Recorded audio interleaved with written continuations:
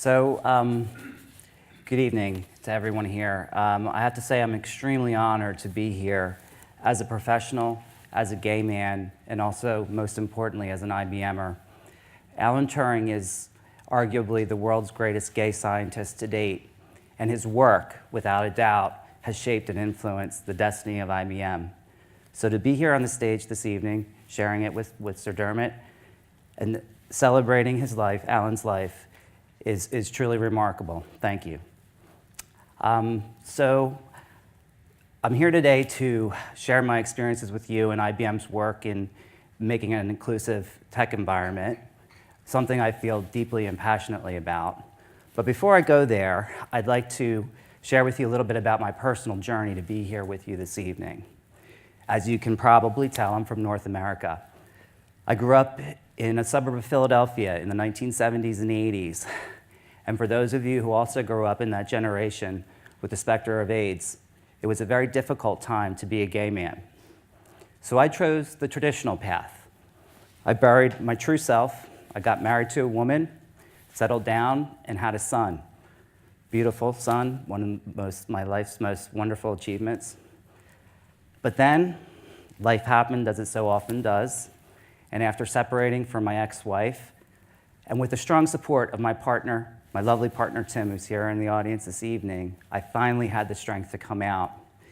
After a few years and a little bit of scary times, I finally came fully out, including to my employer, IBM, a decision that has shaped my career ever since. By day, I'm a corporate development executive, which means I lead and negotiate mergers and acquisitions for IBM around the world. It's a wonderful job, but it's infinitely enhanced by my involvement with our UK Eagle community, IBM's Employee Alliance for Gay, Lesbian, Bisexual, and Transgender Empowerment. There are a few of those folks here tonight. I've had the great pleasure and honor to co-lead that group for a number of years, and I'm very proud today to be their executive mentor. Why am I so proud? Really, it's simple. IBM continually forges an inclusive work environment, as recently embodied by the release of our iconic 8-bar logo in rainbow colors rooted in the history of Harvey Milk in San Francisco in the late 1970s. But a logo is, while it's wonderful from a marketing perspective, IBM does so much more. Let's see if we can get this to work. No. All right. So, and I'd like to share a narrative with you called our 2016 Moments of Impact. It's a multi-pronged global story of many of the wonderful things, not all of them, because you couldn't fit them all on one page. But it all starts with a foundation in policy. IBM has a rich and deep history of supporting all strands of diversity. And one of our very first policy letters from 1933, policy letter number 4 from Thomas Watson, was in support of our employees of color and race well before the civil rights movement. And in 1984, when HIV and AIDS, the gay plague, was all over the news, IBM included sexual orientation in its non-discrimination policy. And over a decade ago, 2002, we added gender identity and expression.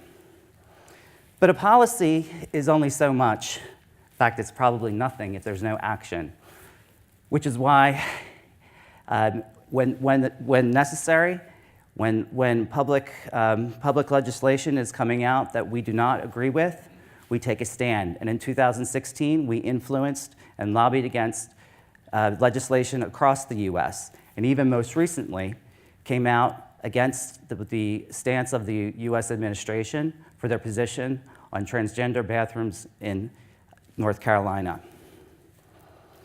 Around the world, we work with scores of non-for-profit organizations, all focused on improving the lives of LGBT+ individuals, as well as countless corporations. It's hard to find a week where we haven't hosted or sponsored at least one event. And in 2016, we had a tremendous success by hosting hosting over 30 corporate executives at an LGBT plus forum in India. But an organization needs to understand who their employees are. They need to understand their LGBT individuals, which is why monitoring is so important. By the end of 2016, over 87% of the 400,000 IBMers were able to self-identify as LGBT.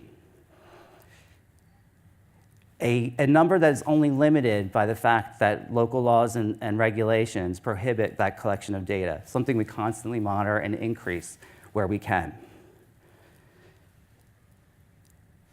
And in addition, treating employees equally from a benefits perspective is incredibly important. And in 2016, we announced an additional 11 countries where same-sex benefits were introduced, including Japan, the Philippines, South Africa, Chile, Italy, Greece, and even in Singapore and India. And we also introduced medical coverage for sex reassignment surgery in Canada, and we're constantly looking for more places to do that. And by monitoring your employees, we are able to focus leadership development opportunities specifically to our LGBT staff.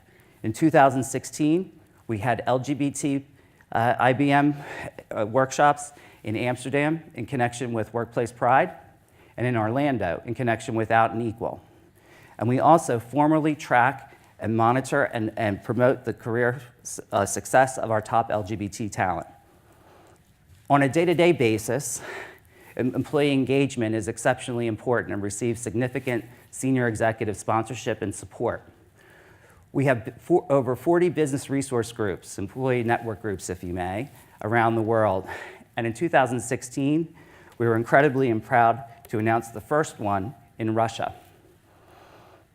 And these business resource groups are driven by the passion and commitment of the individuals who bring to life everything that we do.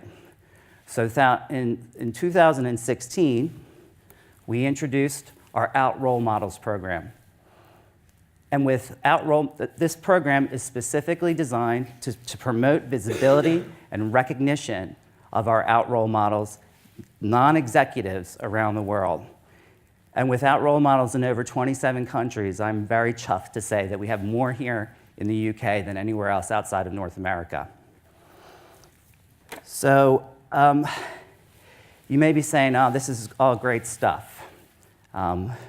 Really, so what? But I would argue that the power of this narrative, the authenticity and the empowerment that it brings to the individual, and its applicability to other organizations cannot be underestimated. But again, is that enough?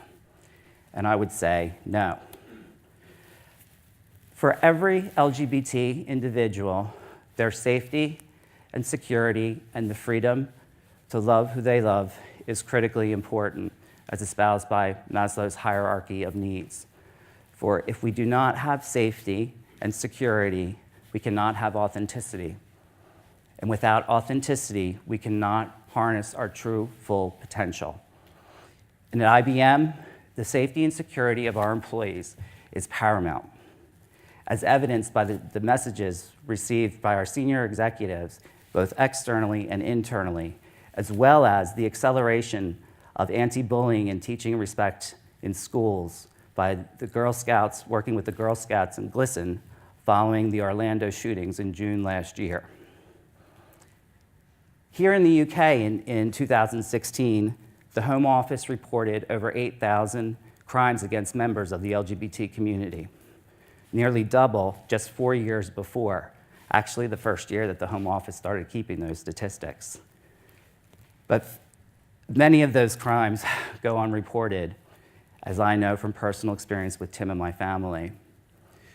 That said, we are incredibly lucky here in the UK, which brings me to a special video that I'd like to share with you, a video that we published on YouTube in connection with the International Day Against Homophobia, Biphobia, and Transphobia a year and a half ago. I produced this video in close collaboration with members of my UK Eagle community, our business resource groups around the world, our marketing team, and our global diversity champions.